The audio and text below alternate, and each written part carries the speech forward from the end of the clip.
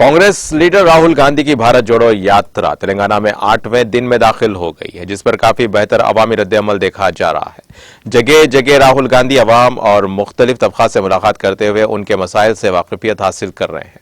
हुजूम की जानिब से उनका शानदार इस्तकबाल किया जा रहा है। कई मुकामात पर कांग्रेस के लीडर्स के साथ साथ दीगर शोबाजात की अहम शख्सियात ताजिर बिरादरी और इनसे मुलाकात करते हुए कुछ दूर फासले तक इस यात्रा का हिस्सा बन रही हैं। कांग्रेस के लीडर्स की जानिब से जगह जगह खैर मकदमी स्टेज बनाते हुए उनका इस्तकबाल किया जा रहा है। इस यात्रा के सिलसिले में तेलंगाना कांग्रेस के लीडर्स सरगर्म है। यह यात्रा तेलंगाना में 19 असेंबली और 7 पार्लिमानी हलकों का अहाता करेगी और 7 नवंबर को महाराष्ट्र में दाखिल होने से पहले इस तेलुगु रियासत में 375 किलोमीटर सफर मुकम्मल करेगी। 4 नवंबर को यात्रा में एक दिन का वक्फा दिया जाएगा।